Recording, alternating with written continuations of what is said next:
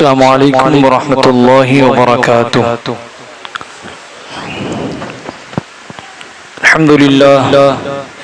अल्हम्दुलिल्लाहि रब्बिल आलमीन वस्सलातु वस्सलामु अला सय्यिदिल अंबिया'i वल मुरसलीन व अला आलिहि व अस्हाबिहि व अतबाइहि व इतरतिहि अजमईन, अम्मा बाद।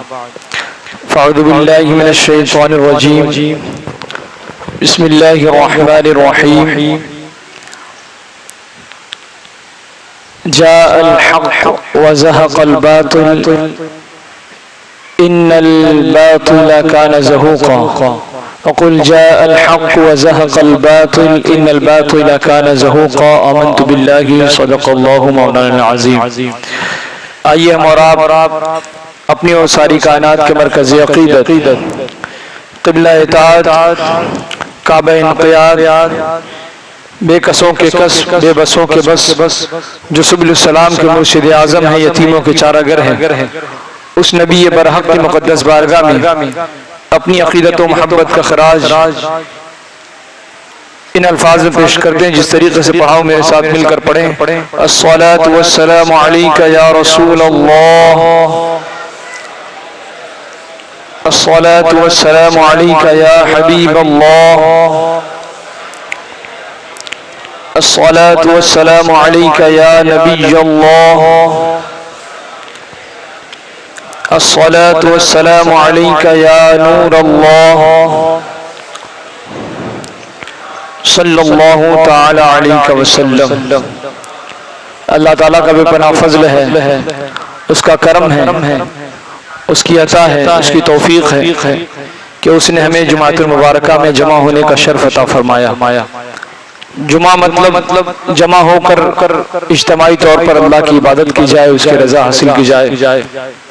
इसीलिए हमारे यहाँ इबादत का जो पैगाम है, जो तसव्वुर है, वो इज्तिमाई तौर पर है, ताकि आदमी जमा होकर अल्लाह की बंदगी कर सके। पंज वक्ता नमाज हो तो बाजमात है, जुमा का दिन हो, ईद बकरीद हो, इन तमाम चीज़ों को इज्तिमाइयत के साथ जोड़ दिया। इसी तरीके से हज है, इन तमाम चीज़ों को इज्तिमाइयत के साथ जोड़ा ताकि इसमें इस्लाम और मुसलमानों की शान और शौकत का इजहार हो सके।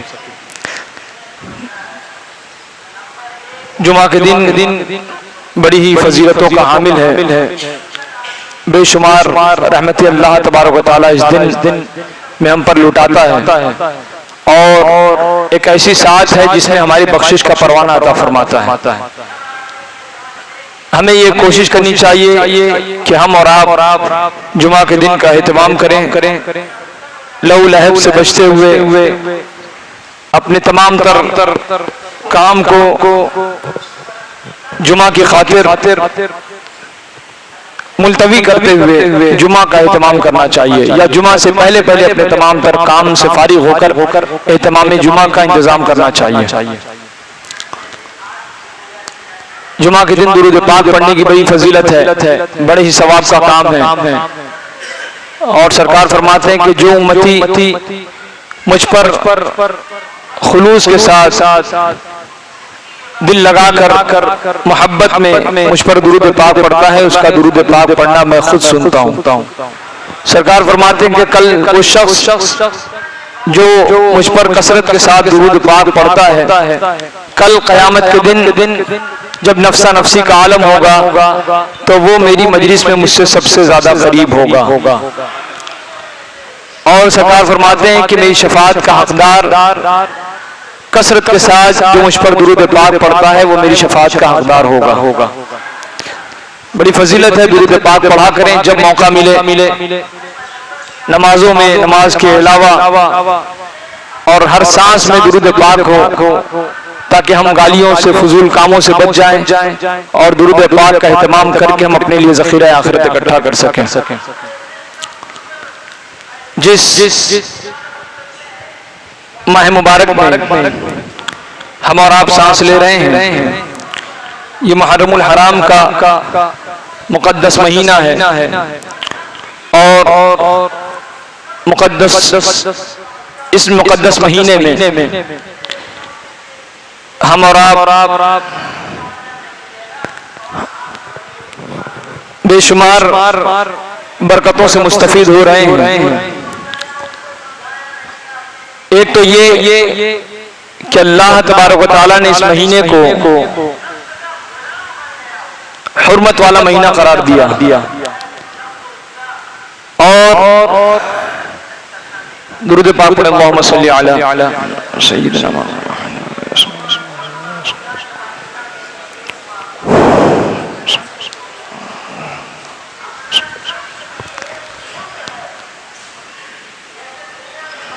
एक बार और दुरूद पाक पढ़े मोहम्मद सल्लल्लाहु अलैहि सय्यिदना मौलाना मुहम्मद।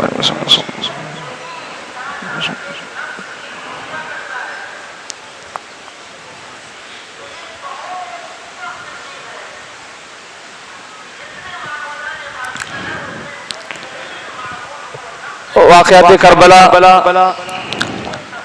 तो मैं चाहता हूं कि बयान करूं, लेकिन वो ऐसे दर्दनाक वाक़यात हैं कि जिसका बयान वाकई जो है दिलों को हिला देता है। लेकिन जिस महीने में हम और आप सांस ले रहे हैं, ये महीना रिवायती अंदाज में बड़ा ही तारीखी रहा है और इस महीने की 10 तारीख जिसे हम आशूरा के नाम से जानते हैं, ये आशूरे का दिन भी बड़ा तारीखी रहा है। इसी दिन आपने सुना था और सुनते रहते हैं कि इसी दिन अल्लाह ताला ने रूए ज़मीन पर अपने मखसूस बंदों को इनाम और इकराम से नवाजा। अल्लाह ताला ने जनाब आदम अलैहिस्सलातु तस्लीम की तौबा को कबूल फरमाया। इसी आशूरे के दिन जो गुजर चुका, अल्लाह ताला ने जनाबे अय्यूब अलैहिस्सलातु तस्लीम पर जो मुसीबतें इम्तिहान की घड़ी से वो गुजरे, अल्लाह ताला ने उन्हें शिफा अता फरमाया। और इसी दिन अल्लाह ताला ने हजरत यूनुस अलैहिस्सलातु तस्लीम को मछली के पेट से नजात अता फरमाई।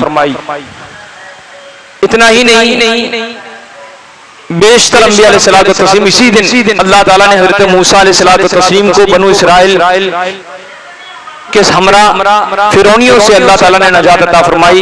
अल्लाह ताला ने हजरत मूसा अलैहिस्सलाम को नजात अता फरमाई और फिरौनियों को जो अल्लाह ताला ने दरिया नील में गर्क कर दिया।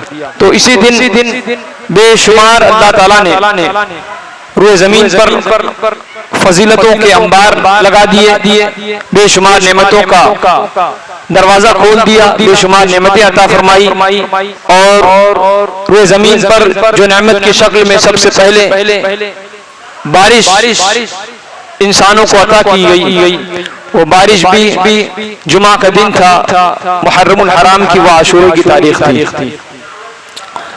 तो इस तरीके से ये महीना मुबारकबाद के काबिल है, हुर्मत वाला महीना है। हमें इसका एहतराम करना चाहिए जितना हो सके। बेहयाई, बुराई, बेअदबी, बदतमीजी, गुनाहों से बचना चाहिए ताकि हुर्मत वाले महीने का एहतराम करने की वजह से अल्लाह ताला कल क़यामत के दिन हम पर मेहरबानी फरमाए। ये तमाम वाक़यात जो आलम इंसानी में रहनुमा हुए, ये तमाम वाक़यात अपनी जगह, लेकिन आज से 1450 साल पहले जो एक वाक़या रोनुमा हुआ आलम इस्लामी में, उस वाक़े ने तमाम वाक़यात पर बरतरी हासिल कर ली। किसी को कोई वाक़या याद रहे ना रहे, लेकिन करबला का शान है, करबला का वो वाक़या बच्चे से लेकर बड़े तक, बड़े से लेकर बूढ़े तक, बच्चियों से माओ से बुजुर्ग रसीदा ख़वातीन तक हर किसी को वाक़यात करबला का कुछ न कुछ हिस्सा, कुछ न कुछ वाक़या याद है और वो अपने बच्चों को सिखाते हैं, समझाते हैं, बताते हैं। वाक़यात करबला असल में हमारी जिंदगी की एक तहरीक है, एक मिशन है और हमारी जिंदगी का एक हिस्सा है।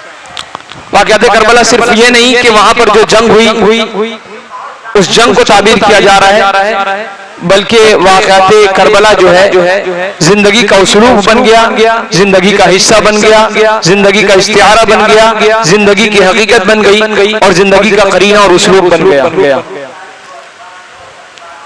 बड़ी तवील तारीख है जिसके लिए मुनज़्ज़म तरीके से साजिशें की गई, तहरीकें चलाई गई, लोग तैयार किए गए, लालच और दिलासा दिया गया और फिर वो ऐसा एक वाकया रूए ज़मीन पर रोनमा हुआ। हदीस पाक में सरकार दो आलम सल्लल्लाहु ताला अलैहि वसल्लम ने पिछले हफ्ते मैंने आपकी खिदमत में पेश किया था कि सहाबा की बड़ी फजीलत अल्लाह के रसूल ने बयान फरमाई और अहले बैत की भी बड़ी फजीलत बयान फरमाई। इतना ही नहीं, अहले बैत में बतौर खास हजरत इमाम हसन और इमाम हुसैन रज़ी अल्लाह ताला अन्हु के ताल्लुक से सरकार दो आलम सल्लल्लाहु ताला अलैहि वसल्लम ने इरशाद फरमाया कि दोनों जो हुमा सय्यदा शबाब अहलिल जन्नह, कि ये दोनों हजरत इमाम हसन और हजरत इमाम हुसैन ये दोनों जन्नती नौजवानों के सरदार हैं, जन्नती नौजवानों के सरदार हैं। और खुद उनके नाना सैयदुल अंबिया हुजूर सरवर कायनात सल्लल्लाहु ताला अलैहि वसल्लम अव्वलीन व आखिरीन बल्कि तमाम नबियों के सरदार हैं। और इतना ही नहीं, उनके घर में उनके वालिद हजरत अली रज़ी अल्लाह ताला अन्हु, ये अल्लाह ताला ने इतनी फजीलतों से माला माल फरमाया और सरकार दो आलम सल्लल्लाहु ताला अलैहि वसल्लम की सोबत खास का ये असर हुआ कि हजरत अली जो विलायत तकसीम होती है वो हजरत अली के दर से तकसीम होती है। तो अल्लाह ताला ने इन्हें वलियों का सरदार बनाया। इस तरीके से हजरत फातिमा जन्नती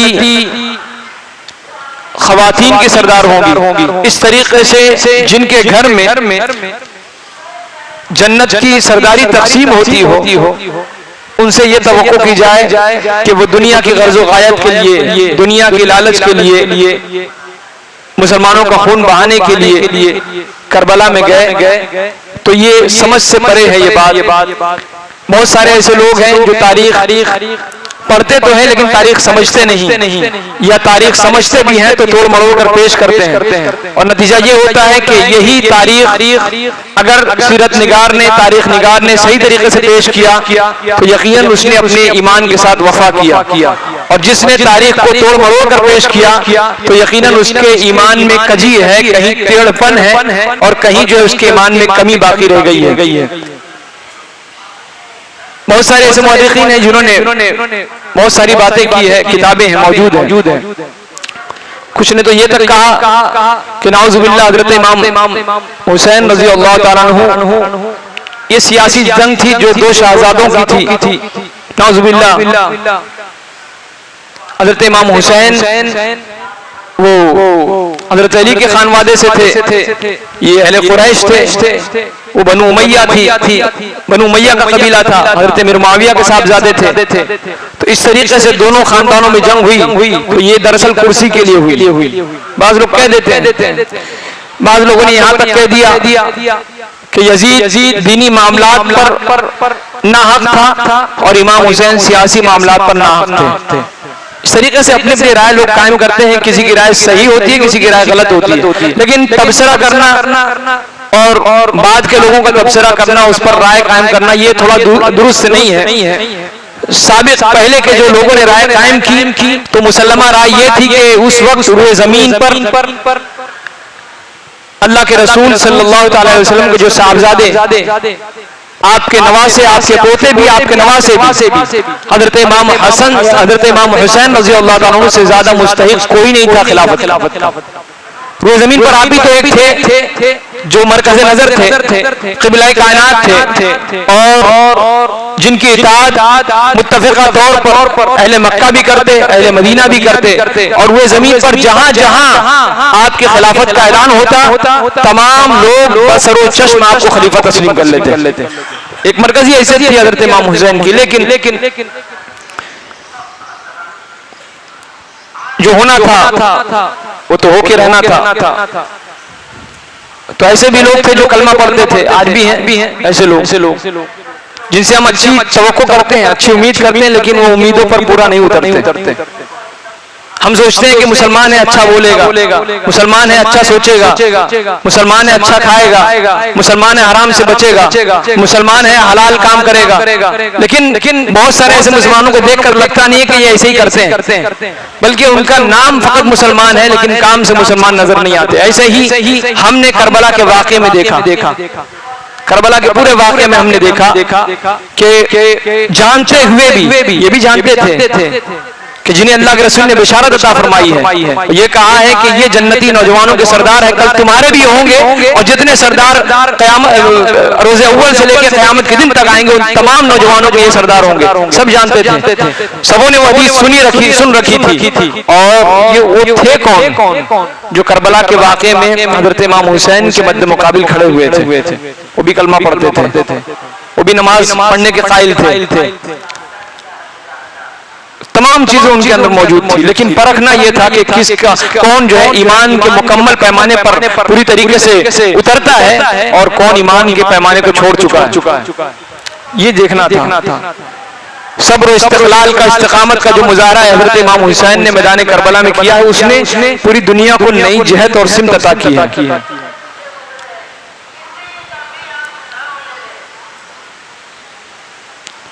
यकीन मानिए 40 हिजरी में हिजरी 40 में हजरत अली रज़ी अल्लाह तआला अन्हु शहीद हुए।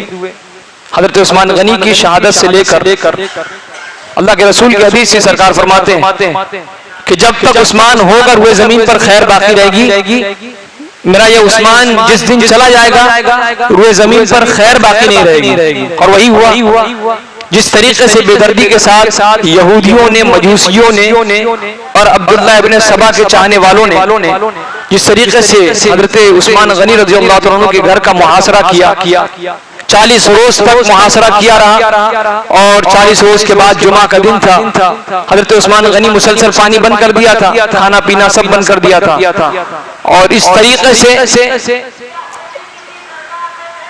ज़दोकोब करते इस तरीके से परेशान किया। हजरत उस्मान गनी मुसलसल रोजे रखते थे और हाल ये था कि तिलावत कुरान अज़ीम कर रहे थे, बलवाई आए, घर की दीवार को दाग कर घर में दाखिल हुए। घर में दाखिल होने के बाद बेदर्दी के साथ खलीफा सुवम हजरत उस्मान गनी रज़ी अल्लाह तआला अन्हु को उन्होंने शहीद किया। वे जमीन पर सब जानते थे कि हजरत उस्मान गनी रज़ी अल्लाह तआला अन्हु का वक़ार क्या है, क्या मर्तबा है, क्या एहतराम करना चाहिए, जानते थे। लेकिन चूंकि कुछ साजिश के शिकार थे और कुछ दुनियावी हिर्स और लालच में इस कदर अंधे हो चुके थे कि उन्हें हक नजर नहीं आता था। जैसे आज हमें दुनिया ने इस कदर मुनहमिक कर दिया, इतना मशगूल कर दिया कि हम जानते हैं कि नमाज पढ़ना फर्ज है, हम पर जरूरी है, लेकिन हम फिर भी नमाज नहीं पढ़ते। दुनिया ने इतना मशगूल कर दिया हमको, हम जानते हैं कि बेनमाजी जहन्नम में जाएगा, ये तय है। बेनमाजी की कब्र से अंगार उठेंगे, ये तय है। बेनमाजी की कब्र में सुकून नहीं होगा, ये तय है। बेनमाजी की कब्र में अजाब के जो दरिंदे होंगे और अजाब देने वाले हर तरह के जो जानवर होंगे, हर तरह के जो है कीड़े मकोड़े डाल दिए जाएंगे, तमाम चीजें मौजूद हैं। बेनमाजी का हश्र फिरौन और फिरौनियों के साथ होगा, ये सब जानते हैं। उसके बावजूद भी शामत आमाली ये है, हमारी गफलत का हाल ये है कि हम नमाज नहीं पढ़ते। तो जिस तरीके से ये मालूम है, उसी तरीके से उन्हें ये मालूम था कि जनाब उस्मान गनी अल्लाह के रसूल सल्लल्लाहु अलैहि वसल्लम के दामाद हैं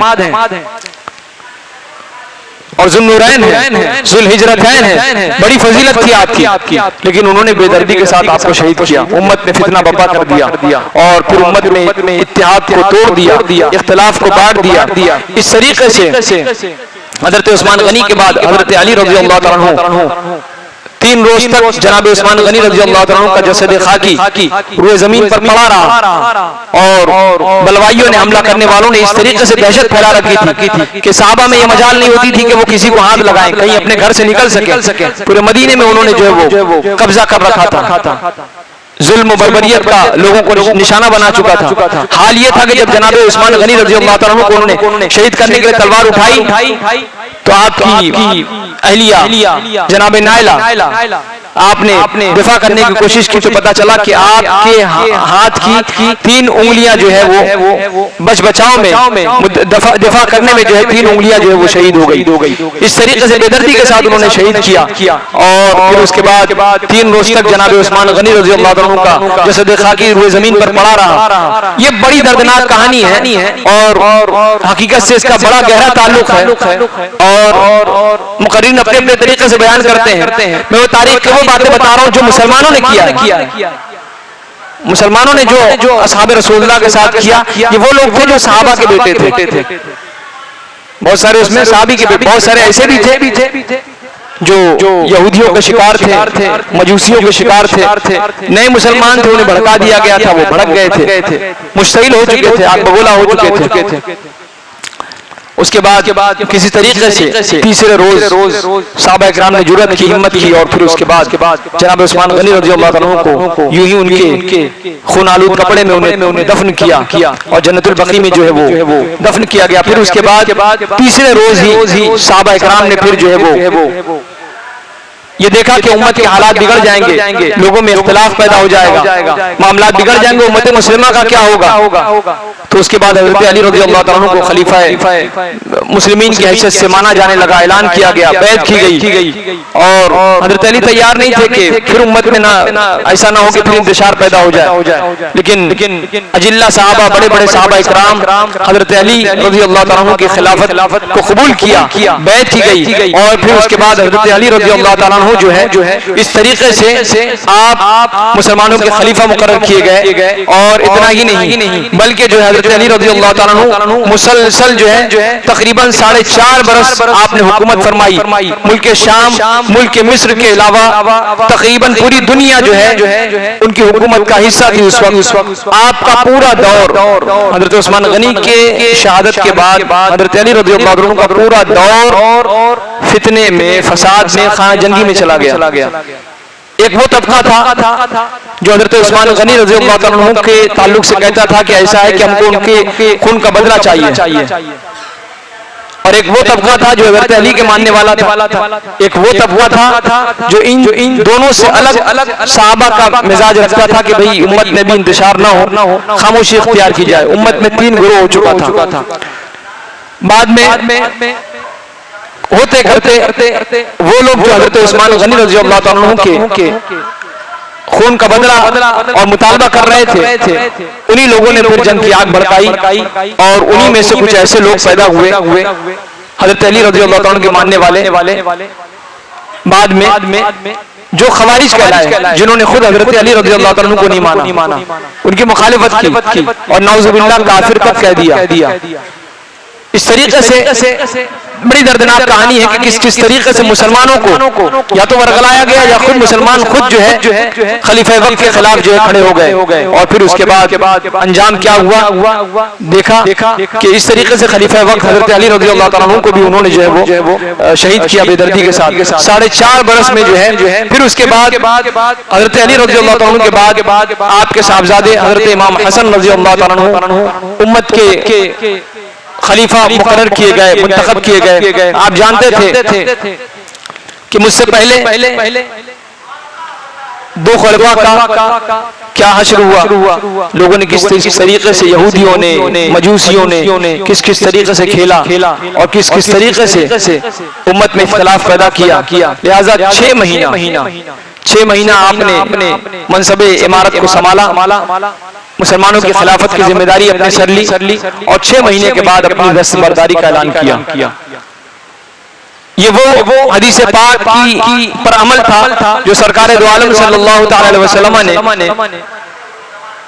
अपनी हयात मुबारका में बयान फरमाया था कि मेरे बाद खिलाफत अला मिनहाजुन नबुव्वा, इन नबुव्वत के तर्ज पर जो खिलाफत चलेगी वो 30 साल रहेगी।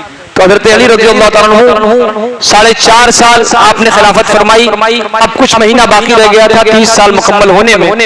तो वो 6 महीना जब हज़रत इमाम हसन रज़ियल्लाहु ताला अन्हु ने खिलाफत की और फिर उसके बाद खिलाफत से अपनी दस्तबरदारी का ऐलान किया और हज़रत अमीर मुआविया रज़ियल्लाहु ताला अन्हु के हाथ पर जब आपने बैत कर ली और ये कहा कि अब जो है आप ही ये जिम्मेदारी को संभालें, तो उसके बाद जाकर वो 30 साल मुकम्मल होता है जिसका ऐलान हुज़ूर सल्लल्लाहु अलैहि वसल्लम ने फरमाया था।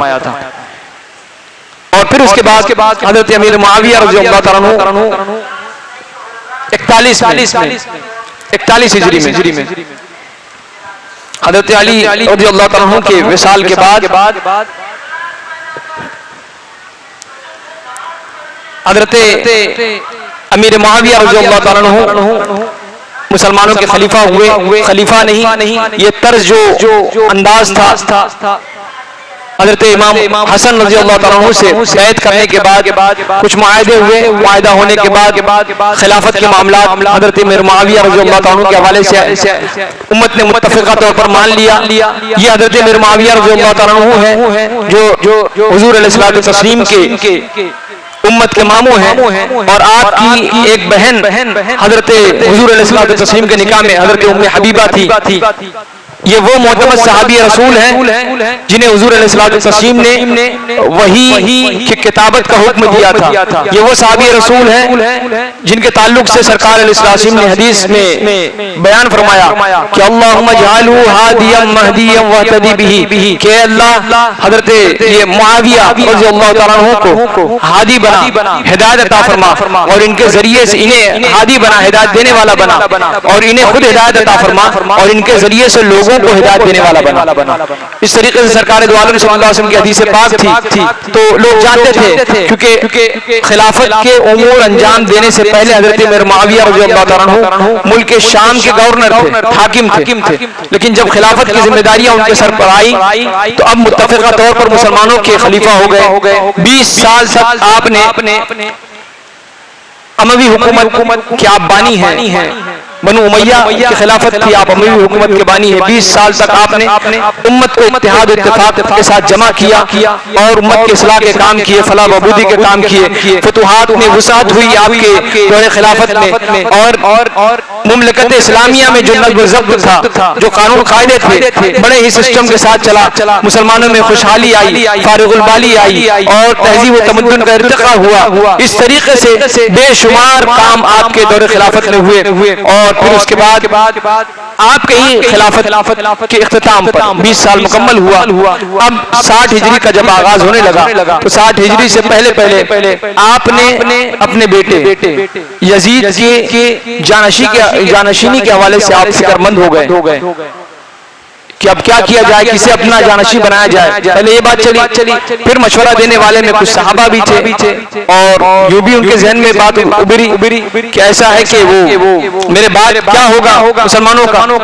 आपकी नीयत तो बिल्कुल साफ थी, आपके मामलात भी बिल्कुल साफ थे, सहाबी रसूल हैं। हम कभी ये बदगुमानी नहीं कर सकते कि अल्लाह के रसूल के साथ जो रहा हो और वो ऐसे गलत काम करे, ऐसा हो नहीं सकता। आपकी नीयत बड़ी साफ थी, आपकी राय बहुत अच्छी थी, तमाम चीजें। लेकिन आपने जो यजीद को मुसलमानों के हक में खलीफा बनाने की सोची, इसमें आपकी जो जाती राय थी, बेशुमार सहाबा इकराम इससे इख्तिलाफ करते।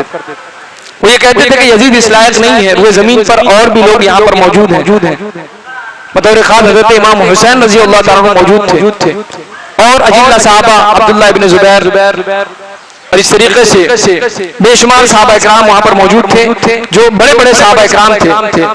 उन्होंने इसकी मुखालफत की कि ऐसा है कि यजीद इसका हकदार नहीं है। फिर लोग जानते थे कि यजीद के मामला क्या है, आदात क्या है, खाना पीना, याशी करना, जुआ शराब और इस तरीके से नमाजों का छोड़ना, दाढ़ियां कटाना, हलाल और हराम का कोई लिहाज नहीं करना, ये तमाम खराबियां उसके अंदर मौजूद थी। और मुसलमानों का मामला ये था कि जब अपना खलीफा वक्त मुसलमान तस्लीम करते किसी को तो उसके अंदर ये तमाम खूबियां देखते कि वो कितना नमाज का पाबंद है, कितना शरीयत का पाबंद है, कितना लिहाज अवाम का करता है, ये तमाम चीजें वो बैतुल माल का कैसे इस्तेमाल करता है, ये तमाम चीजें जो है लोग देखते थे और फिर मशवरा करते थे। मशवरे के बाद जब शूरा फैसला करता कि हाँ इस शख्स पर हम सब मुत्तफिक हैं तो जाके मुसलमानों का खलीफा मुंतखब किया जाता था। लेकिन ये तर्ज हुकूमत या ये तर्ज इंतखाब ही मुख्तलिफ था जो हज़रत मीर मुआविया रज़ियल्लाहु तआला अन्हु ने अपने बेटे यजीद के ताल्लुक से सहाबा में जो ऐलान फरमाया था। ये देखा जाए तो खता इज्तिहादी थी, आपकी नीयत बिल्कुल दुरुस्त थी, साफ थी, लेकिन यजीद इसका लायक नहीं था। और आखिर में जिस बात का लोगों को शुबहा था बतौर खास सहाबा इकराम को वही हुआ कि यजीद के काले करतूत उजागर होते हुए नजर आए। यजीद की वो नाकामियां, वो बुराइयां जो पहले तो छुपी थी, अब छप गई थी, आया हो गई थी, जाहिर हो गई थी कि यजीद के अंदर खराबियां क्या है। मक्के पर भी उसने हमला किया, मदीने पाक के भी तकद्दुस को पामाल किया। इतना ही नहीं, हजरत अली के दौर में मदीने पाक से मुसलमानों का मरकज कूफा चला गया। हजरत अली के दौर खिलाफत में आपने मदीने पाक को इसलिए महफूज रखना चाहा क्योंकि आपने देखा था कि हजरत उमर रज़ी अल्लाह तआला अन्हु को भी शहीद किया मजूसी ने, हालत नमाज में मदीने पाक में थे। हजरत उस्मान गनी का भी बेदर्दी से उन्हें शहीद किया गया। तो हजरत अली समझ रहे थे कि तमाम इख्तिलाफात बढ़ चुके हैं और इख्तिलाफात पर कोई कंट्रोल नहीं है। आपने दारुल खिलाफत मुसलमानों को कूफा में कर दिया कि मुसलमानों का जो भी मरकज रहेगा वो कूफा में रहेगा। कूफा से इसलिए भी कि मदीने पाक की हुर्मत की बेहुरमती ना हो, और दूसरा ये कि कूफे जाने से और इलाके में फुतुहात का सिलसिला बढ़ सकता है। ये तमाम बातें थी। तो आपने जो है मुसलमानों की का जो मरकज था मदीने पाक से आपने कूफा मुंतकिल किया। फिर मुसलमानों का किबला और मुसलमानों का मरकज जो है फिर जो है कूफा से दिमश्क पहुंचा। जब यजीद ने दावा किया तो फिर उसने दिमश्क में किया। मुसलमानों का जो है वो मरकज और मुसलमानों की जो सोर्स और जो सेंटर जो मुसलमानों का बनाया उसने दिमश्क में बनाया। इस तरीके से यजीद ने जो है अब अपने बैत के सिलसिले में उम्मत पर जो जबर किया, जुल्म किया, यहाँ नहीं जहाँ लोगों ने मुसलमानों ने उम्मत मुस्लिमा ने इत्तेफाक कर हजरत इमाम हुसैन रज़ी अल्लाह तआला अन्हु की बैत के हवाले से मुत्तफिक हुए, वहाँ मुसलमानों के इत्तेहाद को उसने तोड़ा और बज़ोर बाजू तोड़ा, कभी अपने गवर्नरों के जरिए से, कभी और दीगर लालच देकर। इस तरीके से जहाँ मुसलमानों ने इत्तेफाक किया था हजरत इमाम हुसैन रज़ी अल्लाह तआला अन्हु की खिलाफत पर, वहाँ यजीद के काले करतूत जाहिर हुए और बज़ोर बाजू उसने जो है मुसलमानों पर जुल्म किया और इस तरीके से हजरत इमाम हुसैन के खिलाफ बगावत करवाई। बाद लोग कहते हैं कि यजीद इसमें बेचारा वो तो कुछ नहीं था, उसने तो खाली कहा था, बाकी कुछ नहीं किया था। हकीकत तो ये है कि यजीद की अगर रजामंदी ना होती और यजीद का जबर ना होता, यजीद का जोर ना होता तो इतने तमाम मामलात ही नहीं होते।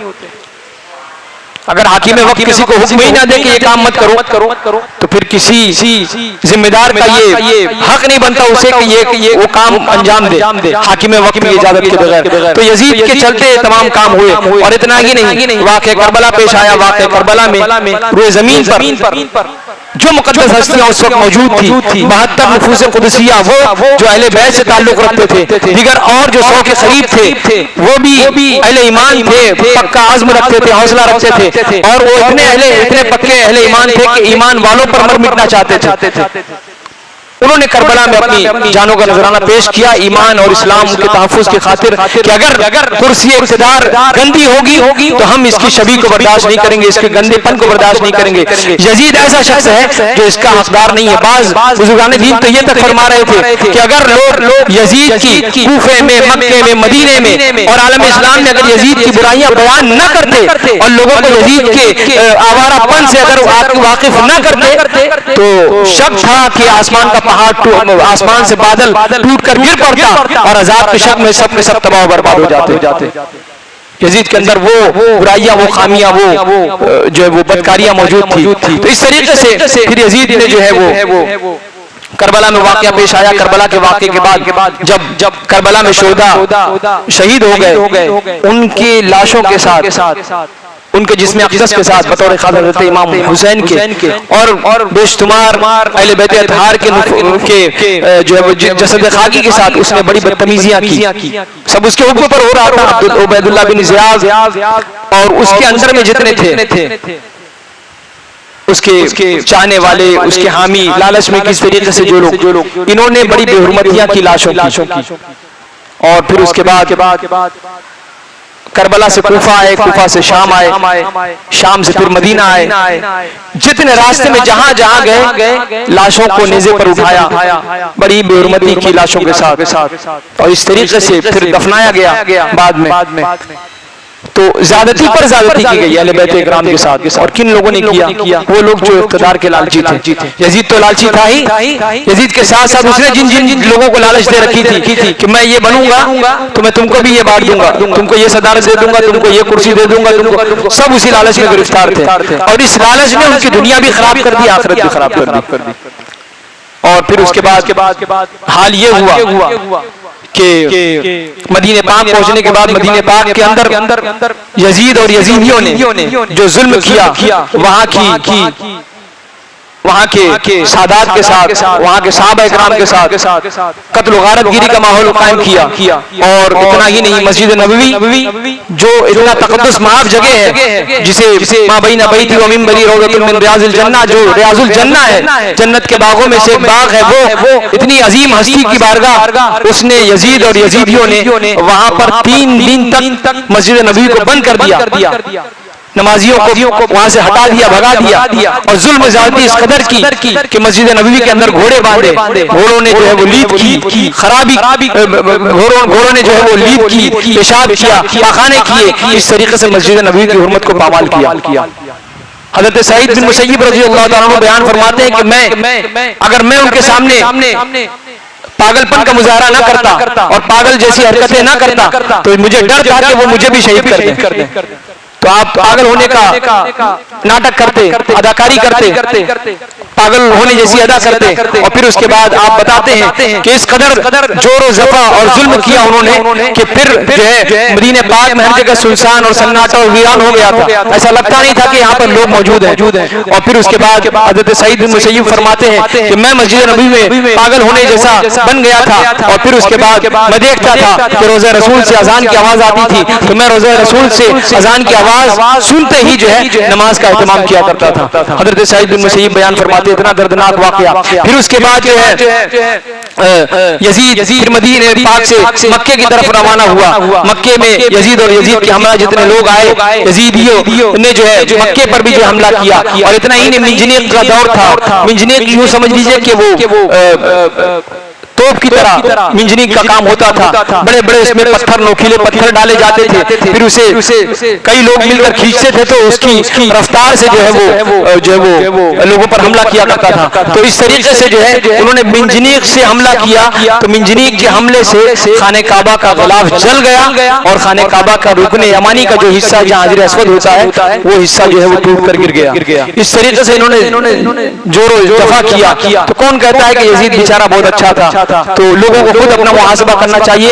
ना यजीद दुनिया ही पा सका और ना आखिरत ही पा सका, तमाम का अंजाम बड़ा ही बुरा हुआ। रावियों का बयान है कि जिसने जिस तरीके से अहलियाने करबला को, शोहदाए करबला को, सादात इकराम को, अहले बैत अतहार को जिस तरीके से तकलीफें पहुंचाई थी, उसी तरीके से अल्लाह ताला ने उनका इंतजाम फरमाया, उसी तरीके से वो दर्दनाक अज़ाब में गिरफ्तार किए गए। दुनिया ने देखा कि जिन लोगों ने जैसा किया था, ना उन्हें दुनिया मिली ना आखिरत मिली। अल्लाह तबारक तआला ही उनके लिए काफी है। तो इस तरीके से बेशुमार बातें इसमें सीखने का हमें मौका मिलता है कि जो है हमें अगर हम सच्चे आशिक़ रसूल हैं, सच्चे अहले बैत के वफादार हैं, तो हमें उनकी जिंदगी को अपनाने की जरूरत है। हमेशा हर दौर में जब भी रहे उन्होंने बातिल से समझौता नहीं किया, हक पर कायम रहे, इस्तिकामत इख्तियार की। हजार जो है चैलेंजेस आए, हजार इम्तिहानात आए, लेकिन उन्होंने साबित कदमी का जो मुजाहरा किया, कुरान पाक ने उनके साबित कदमी को याद फरमाया और इस तरीके से फरमाया, इन्नल्लज़ीना क़ालू रब्बुनल्लाह सुम्मा इस्तक़ामू ततनज़्ज़लु अलैहिमुल मलाइका,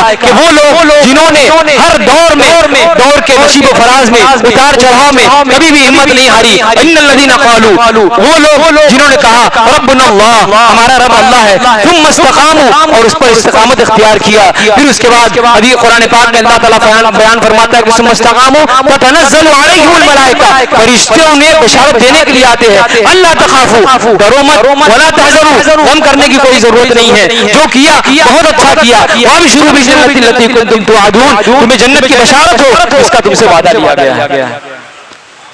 तो हमें करबला की उस मुकद्दस जिंदगी में, को करबला की पूरी मुकम्मल दास्तान में हमें ये तमाम चीजों को देखने का मौका मिलता है। वो मुसलमान जो दावा करते हैं उन्हें सच्चा मुसलमान बनने की जरूरत है और अहले बैत इकराम के पैगाम पर अमल करने की जरूरत है। अल्लाह तबारक हम सबको नेकियों की तौफीक अता फरमाए। बड़ी गुफ्तगू है, मैं उसे समेटूं कैसे, मैं तो खुद नहीं समझ पा रहा था, लेकिन जो है मुख्तसर से वक्त में मैंने आपकी खिदमत में वो एक खाका आपके सामने पेश किया। अल्लाह तबारक तआला हम सबको नेकियों की तौफीक अता फरमाए। बतौर खास मैदान करबला में इमाम हुसैन ने जो नमाज का पैगाम दिया है, वो पैगाम नमाज पर हम सबको अमल करने की जरूरत है। यकीन मानिए कि जान थी तो भी नमाज पढ़ी और जान जाने के बाद नेज़े पर भी थे तो अल्लाह का कलमा बुलंद हो रहा था।